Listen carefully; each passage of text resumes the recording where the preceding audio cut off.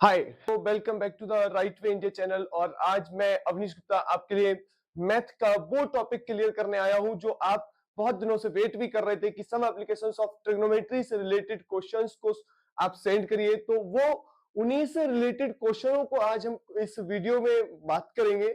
सबसे पहले मैं बता दूं कि आप जो है अगर आप ट्रिग्नोमेट्री से related some application of trigonometry को पढ़ने आए तो आप बहुत अच्छी जगह आए हैं।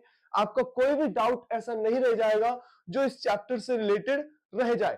आप ऐसा समझिए। और एक पहला पॉइंट ये समझिए कि अगर आपको सम एप्लीकेशन ऑफ ट्रिग्नोमेट्री को समझना है तो सबसे पहले आपको ट्रिग्नोमेट्री का आना बहुत जरूरी है, जिसके लिए हमारे इसी चैनल पर आपको ट्रिग्नोमेट्री की प्लेलिस्ट पड़ी हुई है। आप ट्रिग्नोमेट्री की वीडियो जाइए और पहले ट्रिग्नोमेट्री को कंप्लीट, मतलब ऐसे नहीं कि नॉर्मली आपने ट्रिग्नोमेट्री देख लिया और चले आए, तो वो नहीं करना है। सबसे पहले आप ट्रिग्नोमेट्री को ध्यान पूर्वक पढ़िए और ट्रिग्नोमेट्री आने के बाद ही आप इसको सॉल्व करना। सम एप्लीकेशन ऑफ ट्रिग्नोमेट्री एक अच्छा चैप्टर है और इससे रिलेटेड क्वेश्चंस एग्जाम्स में आते हैं, ये बात बहुत अच्छी बात है। और इसमें सबसे बड़ी बात क्या है कि विदाउट एनी फिगर आप इस क्वेश्चंस को नहीं कर सकते। और एक पॉइंट और भी है कि आप सम एप्लीकेशन ऑफ ट्रिग्नोमेट्री में ये चीज भी समझेंगे कि किस तरह से जो मैथमेटिक्स है, जो लोग कहते हैं कि मैथ का यूज रियल लाइफ में कहाँ होता है, तो कहीं ना कहीं हम उन चीजों को भी इसमें पढ़ेंगे।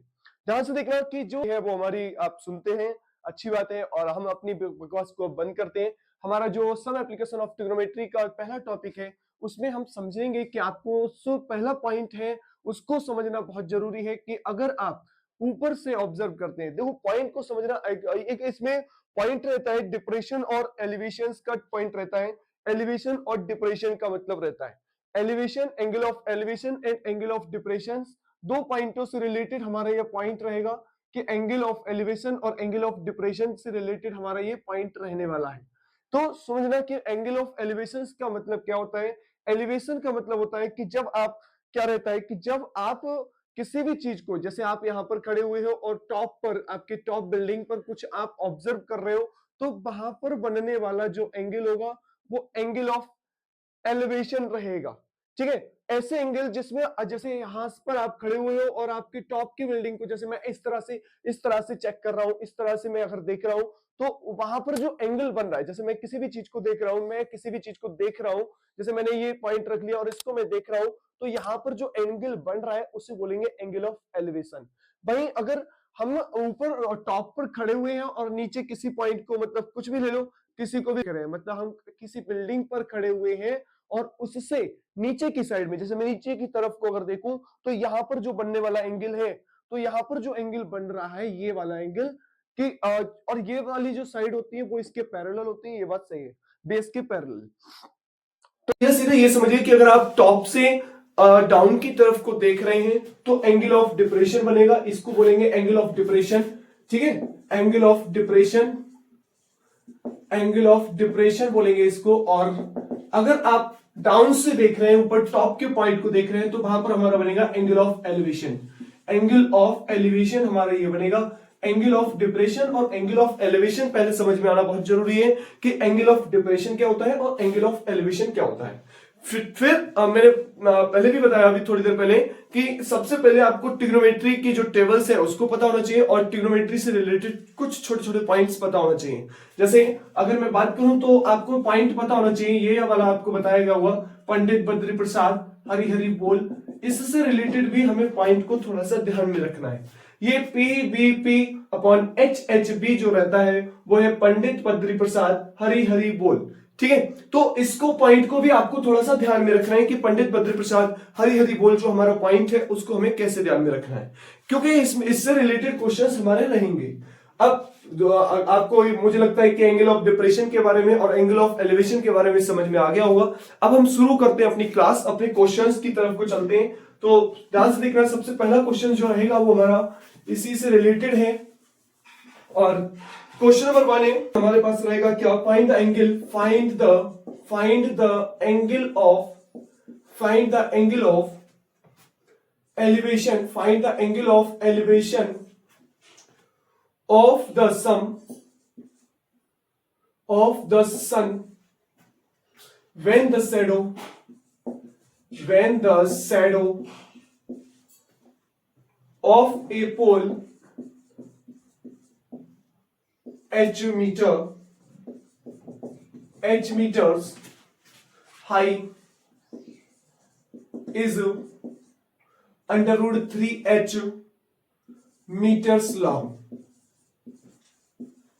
देखा, ये क्वेश्चन, पहला क्वेश्चन है हमारा ट्रिग्नोमेट्री का, some applications of trigonometry, trigonometry की कुछ एप्लीकेशन से रिलेटेड क्वेश्चंस है। ठीक है, तो इसमें क्वेश्चन को पहले समझना बहुत जरूरी है, क्वेश्चन के बारे में आपको पता होना बहुत जरूरी है कि आपसे क्वेश्चन पूछ क्या रहा है। क्वेश्चन में बोला है कि फाइंड द एंगल, एंगल को फाइंड करिए, एंगल ऑफ एलिवेशन बोल रहे हैं ना। एंगल ऑफ एलिवेशन अभी मैंने बताया था, एंगल ऑफ एलिवेशन का मतलब क्या होगा, नीचे से ऊपर की तरफ को देख रहे हो, मतलब आप ऑब्जर्वर हो और ऑब्जर्वर यहां पर है और टॉप पर हम देख रहे हैं, मतलब यहां का एंगल, ये वाला एंगल थीटा एंगल हमसे पूछ रहा है। अभी बोल रहे हैं एलिवेशन ऑफ द सन, मतलब यहां पर जो है वो सन के बारे में बात कर रहा है कि ये जो पॉइंट है यहां पर सन है, इस सन के एंगल ऑफ एलिवेशन जब आप सन को देख रहे हैं तब। When the shadow of a pole, when the shadow, shadow है, शैडो मतलब परछाई, परछाई बोल रहे हैं किसकी, ऑफ ए पोल, मतलब ये एक पोल है और पोल, पोल एच मीटर, मतलब एक एच मीटर का पोल है, उसकी शैडो का एंगल, बताइए उसकी शैडो जो है एच मीटर का एक पोल गड़ा हुआ है, उसकी शैडो को बोल रहे हैं high is under root 3h metre long, मतलब इसकी जो शैडो है वो अंडर रूट 3h मीटर है, ये बोल रहा है। ध्यान से सुनिए, बोल क्या रहे हैं कि एंगल ऑफ एलिवेशन को बोल रहे हैं, आपका जो टॉप जो पोल है उसकी हाइट h मीटर है, उस पोल की जो परछाई है, जो शैडो है, जो शैडो है, शैडो की लेंथ कितनी दे रखी है, अंडर रूट 3 और h। अगर ऐसा दे रखा है तो फाइंड क्या करना है, हमें एंगल थीटा की वैल्यू को फाइंड करना है, मतलब कितने डिग्री का एंगल बनेगा कि अगर एक h मीटर का pole under root 3h metre shadow बना रही है तब। तो ध्यान से देखना, अगर मैंने थोड़ा सा अभी अभी आपको पॉइंट बताया था पंडित बद्री प्रसाद हरी हरी बोल से रिलेटेड, ठीक है, तो ये 90 डिग्री का एंगल होता है, 90 डिग्री के सामने वाली साइड हाइपोटेनस होती है, ठीक है, और अगर इसके सामने होता है तो जब हम इसकी बात कर रहे होते हैं तो इसको हम परपेंडिकुलर मानते हैं और नीचे वाले को बेस मानते हैं।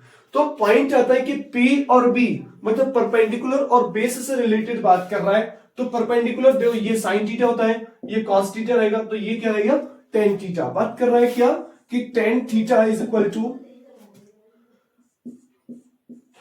P अपॉन में B, तो tan theta is equal to क्या हो जाएगा अंडर रूट, मतलब P कितना दे रखा है h और अंडर रूट में 3 और h, यहां से लिख रहा h से h कट गया, नंबर कितना बच गया, tan theta is equal to 1 upon under root 3। तो 1 upon under root 3 tan theta की टेबल में किस नंबर पे रहता है ये आपको थोड़ा सा पता होगा कि अगर मैं बात करूं कि टेन की टेबल में 1 अपॉन अंडर रूट 3 होता कितने डिग्री पे है, तो tan theta is equal to ये under root 1 upon under root 3 होता है टेन की टेबल में 30 डिग्री पे, ठीक है। अगर 10 से 10 हट गया तो हमारे पास क्या रह गया, theta is equal to 30 degree. तो the angle of elevation, the angle of elevation, angle of elevation हमारे पास कितना हो गया इज 30 डिग्री, मतलब एंगल ऑफ एलिवेशन हमारा कितना हो गया 30 डिग्री एंगल ऑफ एलिवेशन हो गया, ठीक है। उसके बाद ये नोट कर लेना। नेक्स्ट क्वेश्चन है a circus, question number second है अ सर्कल आज आर्टिस्ट, एक सर्कस का आर्टिस्ट है, इज क्लाइंबिंग मतलब चढ़ रहा है, climbing a 20 metre long rope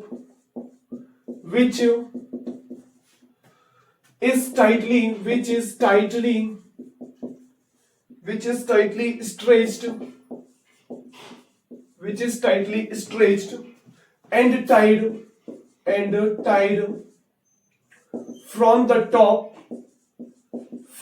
top of a vertical pole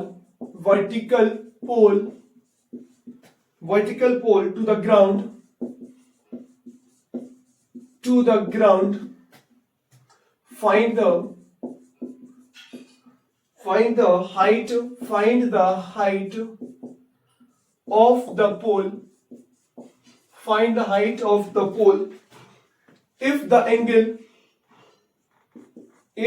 angle made by the rope with the ground level is 30 degree. देखना ध्यान से, इसमें बोल क्या रहा है कि अ सर्कस आर्टिस्ट है is climbing a 20 metre long rope. एक सर्कस का आर्टिस्ट है जो 20 मीटर लॉन्ग मतलब 20 मीटर लंबी रस्सी पर इस तरह से चल रहा है। इज टाइटली स्ट्रेच्ड, और वो टाइटली स्ट्रेच्ड है and tied from the top of a vertical pole. एक पोल गड़ा हुआ है, उस पोल पर वर्टिकली इससे टाइड बंधा हुआ है। Vertical pole to the ground, ground से मतलब दोनों तरफ से ये टाइट तरीके से बंधा हुआ है, यहां पर भी और यहां पर भी ये टाइटली रोप को बांधा गया है। और रोप की जो लेंथ है वो कितनी है, 20 मीटर है। Find the height of the pole, मतलब इस पोल की हाइट को फाइंड करने के लिए बोल रहा है कि हाइट को फाइंड करिए कि जो पोल है उसकी हाइट क्या होगी। इफ अगर the angle made by the rope, angle जो मेड रोप का है with the ground level, ground level से रोप का जो एंगल बन रहा है वो कितने डिग्री है, 30 डिग्री। अगर ग्राउंड से एंगल 30 डिग्री पर है तो हमारे लिए पोल की हाइट कितनी होगी ये पूछ रहा है। तो ध्यान से देखना कि जब ये पोल, अगर कुछ भी चीज गड़ी होती है, पोल है तो पोल 90 डिग्री का तो एंगल बनाएगा ही बनाएगा। 90 डिग्री का एंगल बनाएगा तो इसके सामने वाली साइड हाइपोटेनस होगी और इसके सामने वाली साइड परपेंडिकुलर होगी। कहने का मतलब है यहाँ पे हाइपोटेनस और परपेंडिकुलर पे बात कर रहा है। तो अगर हम बात करें पंडित बद्री प्रसाद हरी हरी बोल, इस तरह से हमारे लिए पता है, ठीक है। तो जब इस तरह से पता है तो हम इसमें क्या कर सकते हैं, कुछ भी ऐसा पॉइंट जो हमें फाइंड कर सकते हैं। क्या लिख सकते हैं आप, अगर देखें आप तो क्या लिख सकते हो, जैसे P और H से रिलेटेड पॉइंट को हम लिख सकते हैं। P और H से रिलेटेड, तो P और B से रिलेटेड तो tan थीटा बनेगा। तो B तो इसमें है नहीं, जब B है नहीं और cos थीटा के लिए B और H का होना जरूरी है, फिर से इसमें B नहीं है तो P और H से हमारा क्या बनेगा, केवल sin थीटा बनेगा। तो आप क्या लिख सकते हो, height of pole, height of pole, pole की हाइट को लेट कर दिया, let the height of pole is equal to H metre and rope, जो रोप है मतलब height of rope, height of rope, rope की जो हाइट है वो कितनी है हमारे पास, 20 मीटर की रोप है। एंगल ऑफ एलिवेशन हमारा कितना बन रहा है, angle of elevation, angle of elevation, angle of elevation 30 degree बन रहा है। देन अगर आप ध्यान दें थोड़ा सा तो then sine 30 degree is equal to, या आप ऐसे बोल सकते हो sine theta is equal to क्या होता है, साइन थीटा होता है परपेंडिकुलर अपॉन हाइपोटेनस। अगर पॉइंट की बात कर ले, पॉइंट लेके तो ये क्या हो गया, ए बी सी। कहने का मतलब है क्या, बीसी अपॉन में हो जाएगा क्या, ए सी के, बीसी अपॉन क्या हो जाएगा, ए सी के हो जाएगा। और साइन थीटा की वैल्यू कितनी दे रखी है, 30 degree is equal to BC कितना दे रखा है, एच, और ये कितना दे रखा है, 20। ठीक है, तो ये इस तरह से हमारा नंबर बनेगा। और आप थोड़ा सा हमें h की वैल्यू फाइंड करनी है। साइन 30 की वैल्यू पता होगी, साइन 30 1/2 होता है इज इक्वल टू h/20। तो ये h इज इक्वल टू कितना हो जाएगा, h इज इक्वल टू हो जाएगा 20/2। 20 से 2 को डिवाइड करोगे तो कितना हो गया, h is equal to 10 metre, मतलब उस पोल की हाइट कितनी होगी, 10 मीटर होगी। अगर ग्राउंड से उसका एंगल ऑफ एलिवेशन कितना बन रहा हूं, 30 डिग्री का एंगल बन रहा हूं, तब पोल की हाइट कितनी होगी, 10 मीटर।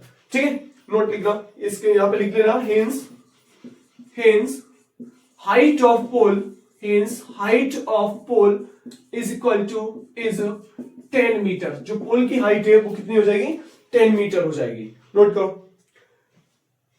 इसके बाद नेक्स्ट क्वेश्चन भी हमारा इसी तरह से है, कुछ रिलेट करते हुए क्वेश्चन से, ज्यादा टफ नहीं है। सबसे पहले जो पॉइंट है इस चैप्टर्स में वो यही है कि सबसे पहले आपको अगर फिगर बन गया तो आप क्वेश्चंस को सॉल्व कर सकते हैं। मेन इंपोर्टेंट जो वर्क है वो केवल फिगर का है, तो फिगर बनाना बहुत जरूरी है। उसके बाद नेक्स्ट क्वेश्चन देखना,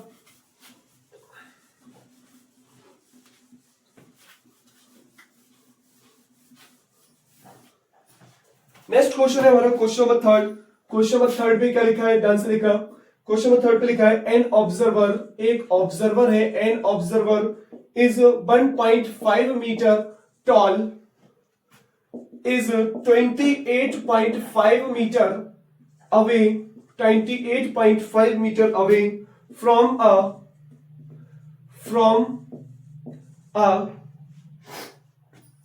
chimney, the angle of elevation, the angle of elevation of the top is of the top chimney from her eye is 45 degree. पूछ रहा है what is the height of the chimney. तो ध्यान से देखना क्या बोल रहा है, बहुत अच्छा क्वेश्चन है, ठीक है, अच्छा क्वेश्चन भी है। और आपसे जो बोल रहा है वो क्या बोल रहा है, ध्यान से देखना कि एक ऑब्जर्वर है 1.5 मीटर टॉल, मतलब एक ऑब्जर्वर है, ऑब्जर्वर मतलब कुछ भी हो सकता है, जैसे हम ही है ना, आप ही है, एक आप ऑब्जर्वर है और आपकी जो हाइट है वो कितनी है 1.5 मीटर, आपकी हाइट है 1.5 मीटर और आप ऑब्जर्व कर रहे हैं। जब आपकी हाइट 1.5 मीटर है तो आप ग्राउंड पे पहले 1.5 मीटर खड़े होंगे, अब ऑब्जर्व कर रहे हैं क्या, इस टॉल खड़े हुए हैं आप 28.5 metre away from a chimney. एक चिमनी है, चिमनी से मतलब जो चिमनी है उससे 28.5 मीटर दूरी पर खड़े हुए हैं, ठीक है, 28.5 मीटर दूरी पर आप 1.5 मीटर टॉल के आप खड़े हुए हैं चिमनी के ग्राउंड से। आगे बोल रहे हैं the angle of elevation of the top chimney from her, मतलब यहां से अब जब आप देखोगे उसे तो यहां से थोड़ी देखोगे, सुनो ध्यान से कि जब आप इसको देखेंगे चिमनी के टॉप को, जब आप देखेंगे चिमनी के टॉप को, तो चिमनी के टॉप को जब आप देख रहे हैं तो सुना, चिमनी के टॉप को कोई यहां से थोड़ी देखोगे, फुट से थोड़ी देखना है, चिमनी के टॉप को फुट से थोड़ी मेजर करना है, चिमनी के टॉप को आप अपनी आईज से देखेंगे और आईज से मतलब इस तरह से देखेंगे, मतलब वो एंगल आपका इस तरह से बनता हुआ लगेगा, ठीक है, मतलब जब चिमनी के टॉप को आप देख रहे हो तो वो इस तरह से कहीं ना कहीं बनता हुआ दिखेगा। जब इस तरह से बनता हुआ दिखेगा तो यहां पर जो एंगल ऑफ एलिवेशन बोल रहा है, यहां का जो एंगल बोल रहे हैं वो कितने डिग्री का बोल रहा है, 45 डिग्री का एंगल बनते हुए देख रहा है, बोले 45 डिग्री एंगल बन रहा है जब आप चिमनी के टॉप को देख रहे हैं तब, ठीक है। अब ऐसा हो गया, अब इसके बाद क्या बोल रहे हैं, what is the height of the chimney, chimney की हाइट को पूछ रहा है कि चिमनी की हाइट कितनी होगी। तो सबसे पहले चिमनी की हाइट आपने क्या मान ली, let the height of the chimney is equal to H, H height की चिमनी मान ली। अब अगर चिमनी की हाइट इतनी है तो ध्यान से देखना, क्वेश्चन को सॉल्व करते हैं, let the height of chimney, मतलब हाइट ऑफ चिमनी, चिमनी की हाइट हमारे पास कितनी हो गई, H metre, H metre chimney की हाइट हो गई। And angle of elevation, angle of elevation हमारा कितना है, एलिवेशन इज इक्वल टू है हमारा 45 डिग्री। अब सुना, चिमनी की हाइट अगर एच मीटर है तो हम इनको कुछ पॉइंट नाम दे ले रहे हैं पहले, ठीक है, पॉइंटों के नाम दे ले रहे हैं, देखना ध्यान से, ए बी सी और डी और ई। अगर बात करें ए से ई की डिस्टेंस 1.5 मीटर दे रखी है और ए से बी की बात करें तो ये 28.5 मीटर दे रखी है। अगर चिमनी की बात करें तो ये क्या है, डी से बी, बी से डी, मतलब B D is equal to किसके इक्वल है, डी से सी प्लस बी से सी के, ठीक है। अगर हम इस पे बात करेंगे तो ये भी हमारा 28 होगा क्योंकि ये तो डिस्टेंस सेम होगी 28.5 मीटर, ठीक है, 28.5 मीटर होगी तो हमारी डिस्टेंस जो हाइट रहेगी वो हमारी ये रहेगी डी से सी। तो डी से सी निकाल लो पहले, डी से सी यहीं पे रहने दो, बी से डी कितना है, बी से डी एच दे रखा है और बी से सी कितना है, एच दे रखा है, बी से डी और ये हमारा कितना है, बी से सी, बी से सी दे रखा है 1.5, मतलब डी से सी की डिस्टेंस h माइनस 1.5 है, ठीक है।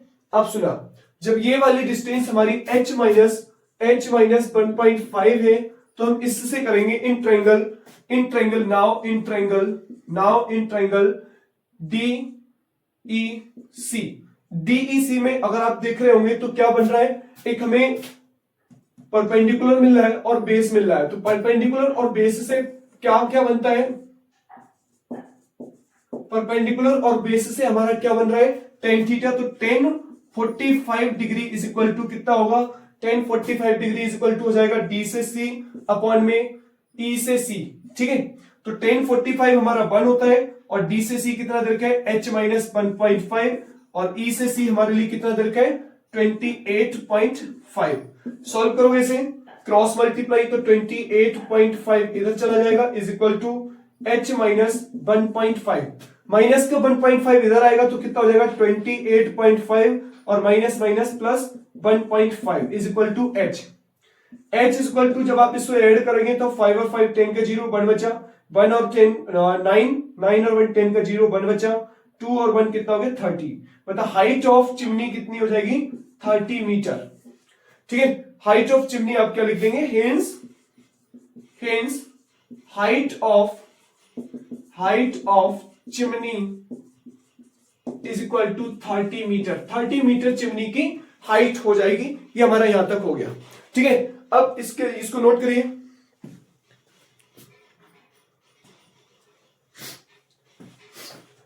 नेक्स्ट क्वेश्चन कुछ इसी तरह से रहेगा।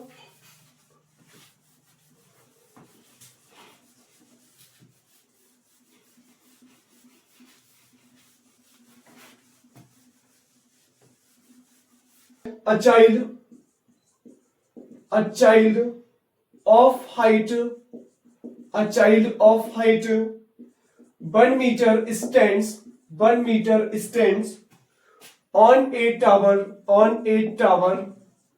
of height 41 meter. The child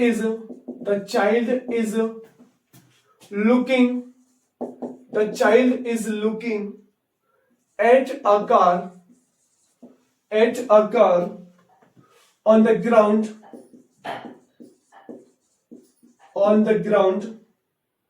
forming an angle of depression of 30 degree. Find the distance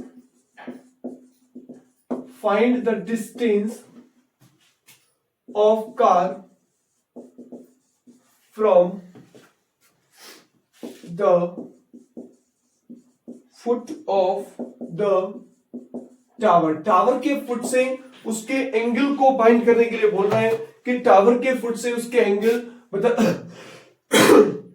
find the distance of A car, distance बतानी है कार की from the foot of the tower, मतलब एक टावर के फुट से, मतलब foot होता है टॉप होता है ऊपर का लेवल, फुट होता है नीचे का मतलब ग्राउंड लेवल का, वहां से कार की डिस्टेंस को बोल रहा है। अब सुनो क्वेश्चन को पहले ध्यान से सुना, क्या बोल रहे हैं, एक टावर इस तरह से है, ठीक है, a child of height 1 metre stands on a tower, एक चाइल्ड है जो 1 मीटर का है, मतलब टावर की हाइट इतनी हो गई, टावर इतना बड़ा है और उसके ऊपर एक चाइल्ड खड़ा हुआ है 1 मीटर का, मतलब ये 1 मीटर का उसके ऊपर चाइल्ड खड़ा हुआ है। ठीक है, टावर के ऊपर चाइल्ड खड़ा है, मतलब ये टावर है और इसके ऊपर कोई खड़े होकर कुछ नीचे की चीजों को देख रहा है। नीचे की चीजों को देखने का मतलब क्या है, क्योंकि एंगल ऑफ डिप्रेशन इसमें बोला है, अभी हमने बात करी थी एंगल ऑफ एलिवेशन की, अब इसमें हमारा एंगल ऑफ डिप्रेशन है, तो डिप्रेशन में यही बोला गया था कि नीचे की तरफ कोई चीजों को देखना, टॉप से डाउन की चीजों को देखना।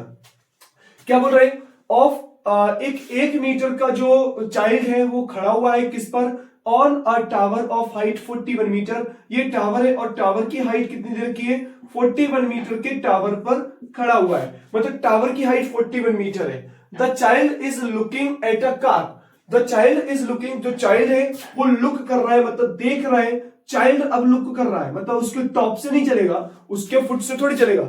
चाइल्ड जो है वो किसको देख रहा है, कार को देख रहा है। चाइल्ड जो है वो किसको देख रहा है, कार को देख रहा है। चाइल्ड के आई से ही तो देखेगा भाई, ठीक है, तो आई आपको नीचे से थोड़ी देखेगा कि यहां से टॉप से देख रहा है, बैठ के नहीं देख रहा है, खड़ा हुआ है, टॉल है, इतनी लंबाई के साथ देख रहा है।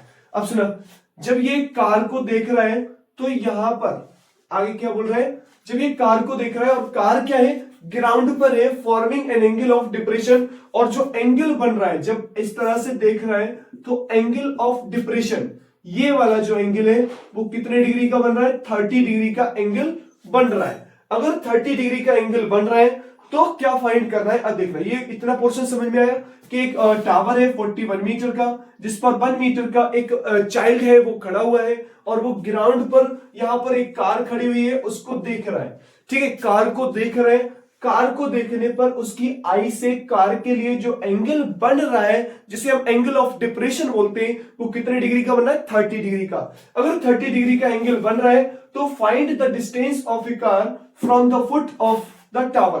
टावर का फुट, ये टावर के फुट से कार की डिस्टेंस को बताना है, मतलब ये वाली डिस्टेंस आपको फाइंड करनी है।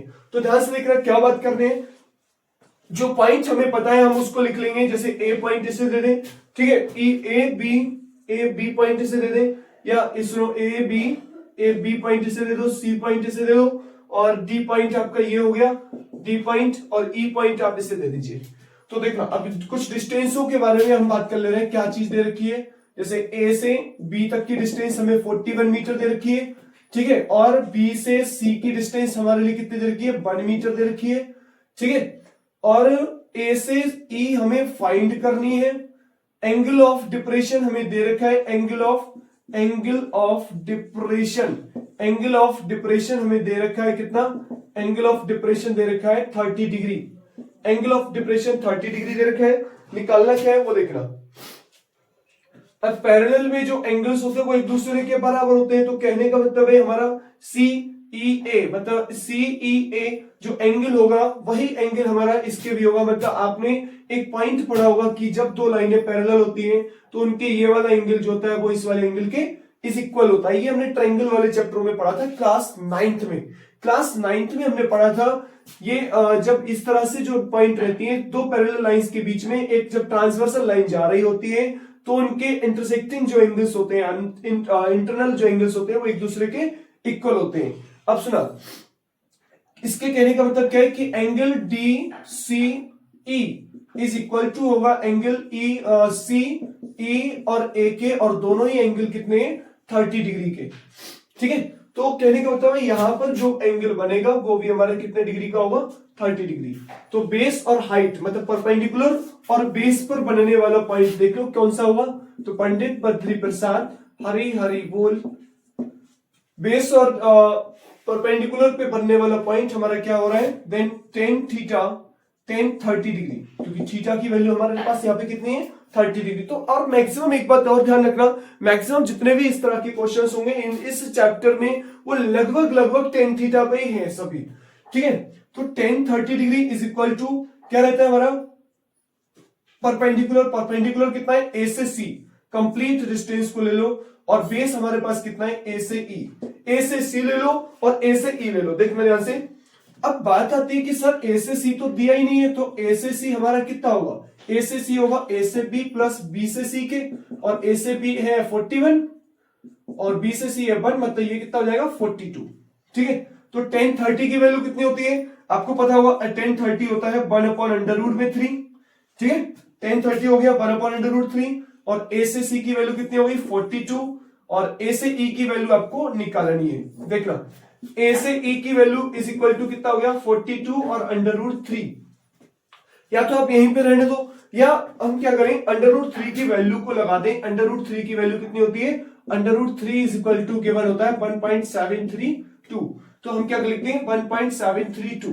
तो 42 की मल्टीप्लाई 1.732 से करो, 1.732 से 42 की मल्टीप्लाई 2 2 जा 4, 2 3 जा 6, 2 7 जा 14, 2 2 जा 4, 2 1 जा 2 और 1 3, ठीक है। 4 2 जा 8, 4 3 जा 12, 4 7 जा 28 और 1 9, 4 1 जा 4 और 1 6, 4 8 और 8 और 6, 14 का 4 1 बचा, 4 और 2 6 और 1 7 हो गया, 9 और 3 12, 12 का 2 1 बचा 7। नंबर कितना आया? 72.744, ठीक है। तो लगभग में ये अप्रोक्स नंबर बनेगा 72.744 मीटर, ठीक है। तो AE की जो डिस्टेंस है, मतलब AE क्या है?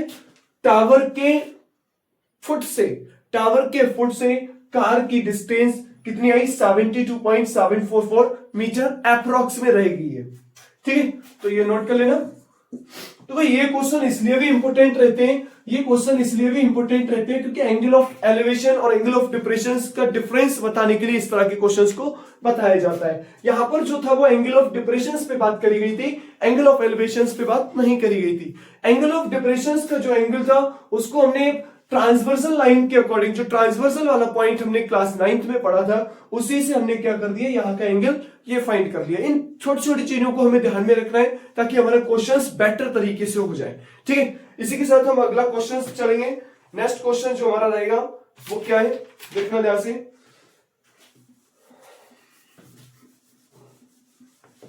A tree breaks due to storm and the broken part bends so that the top of the tree touches the ground, making an angle 30 degree, with it the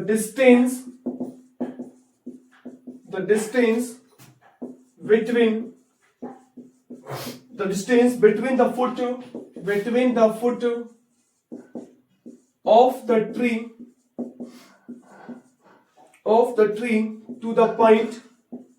to the point where the top touches the ground is 8 meter. Find the height of the tree. Height of the tree हमें find करने को बोल रहा है, तो height of the tree को लिए बोल रहा है, तो ध्यान से देखना क्या बोल रहा है। सी बी, ध्यान से देखना।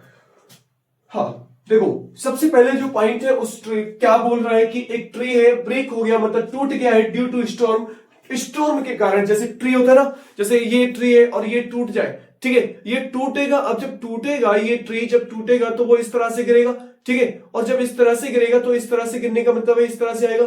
कहने का मतलब है एक ट्री था, ठीक है, एक ट्री था जो स्टॉर्म के कारण ये कहीं ना कहीं बीच पॉइंट से टूट गया।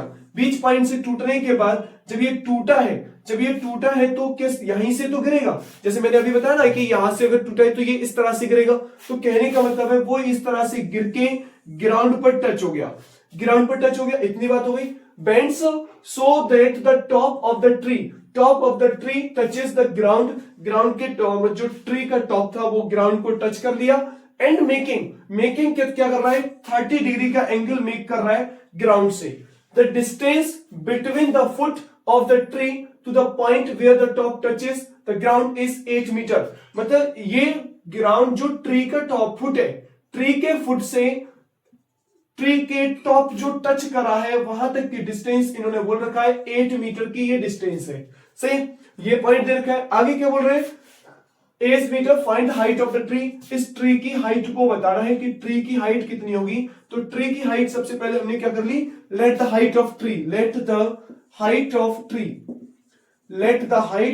ट्री हमारे पास कितनी हो गई, h मीटर हमने ट्री की हाइट मान ली। ठीक है, अगर h मीटर हमने ट्री की हाइट मान ली तो ध्यान से देखना क्या बोल रहा है इसमें। अब हम इसको क्या करें, पॉइंट ले लें A, B, C और D। ठीक है, अब इसमें जो बोल रहे हैं, क्या बोल रहे हैं, एक बार और तो क्लियर है दोबारा से कि CD is equal to AC। हाँ ये तो सही है, इसमें कोई दिक्कत नहीं है। CD is equal to AC दे रखा है ना। जो टूटा हुआ पार्ट है, ये वाला जो पार्ट है वही तो टूटा है, यही वाला तो पार्ट यहाँ पे गिरा है। ठीक है, तो ये जो पॉइंट है कि C से D का पॉइंट और A से C का पॉइंट दोनों ही बराबर होंगे, इसमें कोई दिक्कत नहीं है, टूटा हुआ ही तो पार्ट है ये। अब देखो, जब ये 8 मीटर है, टोटल हाइट के बारे में अभी हम नहीं माने, हम क्या कर लें, हाइट ऑफ द ट्री पता नहीं हमें, light the height of the tree हमने H नहीं माने, कैपिटल H मान ले रहे हैं, कैपिटल H ले रहे हैं, कैपिटल H, स्मॉल h हम इसको ले रहे हैं जो ट्री बच गया। अब देखना इससे पॉइंट क्या बनेगा, 10-30 से रिलेटेड मतलब एंगल हमारे पास क्या दे रखा है, BAC is equal to 30 degree दे रखा है। और यहां से 10-30 tan 30 क्या बनेगा हमारे पास, b से c अपॉन में a से b। तो tan 30 क्या होता है 1/√3 और इज इक्वल टू b से c, हमारा b से c है, चलो b से c रहने दो, ठीक है। b से c है तो b से c को कोई डिस्टेंस नहीं ले रहे हैं, b से c ही रहने दे रहे हैं, b से c रहेगी अपॉन में a भी हमारे पास कितना है 8। तो b से c की डिस्टेंस हो गई 8 अपॉन √3। b से c की डिस्टेंस पता चल गई। अब b से c की डिस्टेंस तो पता चल गई, इसको इक्वेशन ले लो कोई सी, इक्वेशन नंबर सेकंड। तो इक्वेशन नंबर फर्स्ट हमारी क्या है, CD इज इक्वल टू ये। अब सुना अब क्या बात कर रहा है, ठीक है। ये डिस्टेंस हमारे पास सही है, पंडित बद्री प्रसाद हरि बोल, हाइपोटेनस भी दे रखा है, बेस भी दे रखा है। हाइपोटेनस के अकॉर्डिंग अब हम क्या करें, अब डिस्टेंस को निकाल ले रहे हैं हाइपोटेनस के अकॉर्डिंग। थोड़ा सा देखना, देखो क्या करने को बोल रहे हैं कि cos 30 डिग्री को लेट कर ले रहे हैं। cos 30 से हम क्या कर रहे हैं, क्योंकि हमें यहां पर जो पॉइंट है वो हाइट को निकालने की बात कर रहा है। ये डिस्टेंस तो पता चल गई। अब हम cos 30 को मानते हुए इसको पूरे को कंप्लीट को मान ले रहे हैं। मतलब cos 30 ए बी और ए बी क्या रहेगा, AC के AB और AC आ जाएगा इसमें काउंटिंग।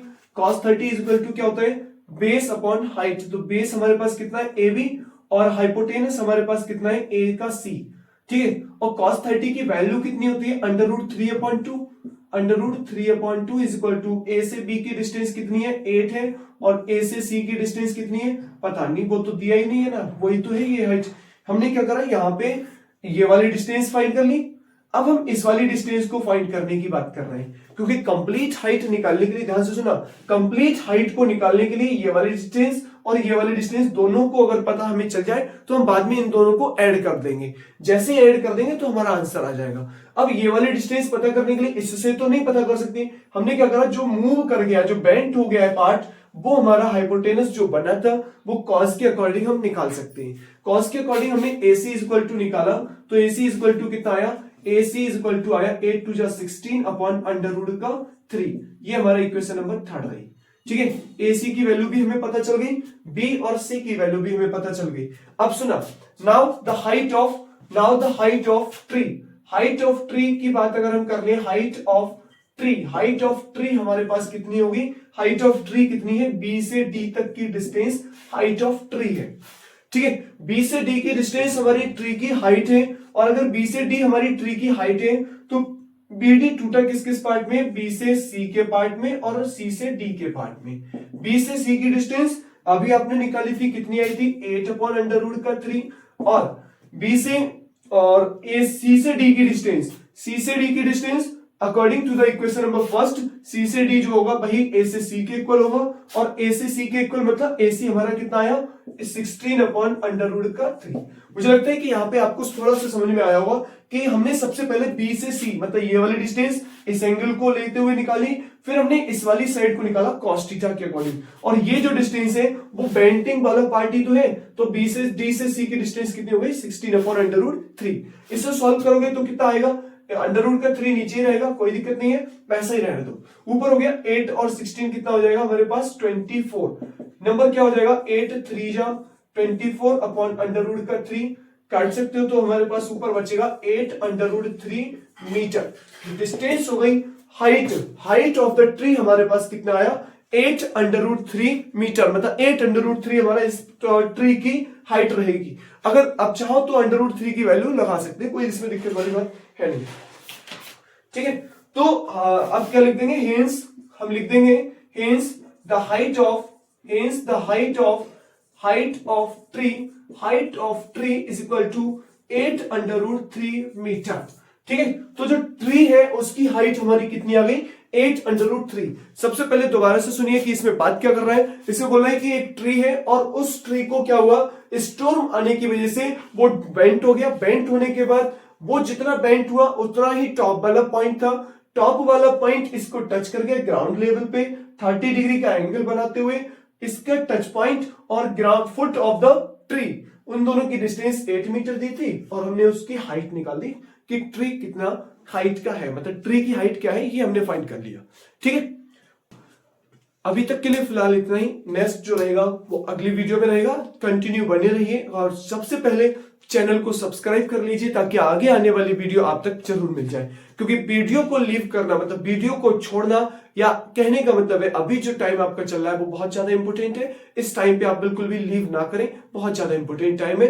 तो चैनल को सब्सक्राइब कर लीजिए ताकि इसका अगला जो पार्ट रहेगा, ये हमने अभी कुछ ही क्वेश्चंस को हमने करके सम एप्लीकेशन ऑफ ट्रिग्नोमेट्री से रिलेटेड कुछ क्वेश्चंस को करा दिया है। नेक्स्ट पार्ट जो रहेगा वो जल्द ही आपके सामने उपलब्ध होगा और उसको देखने के लिए सबसे पहले कौन सा क्वेश्चन आपको चाहिए उसको कमेंट में सेंड कर सकते हैं कि मुझे सर ये वाला क्वेश्चन चाहिए। मैं बिल्कुल उसको ट्राई करूंगा कि वो क्वेश्चन आप तक पहुंचाया जाए।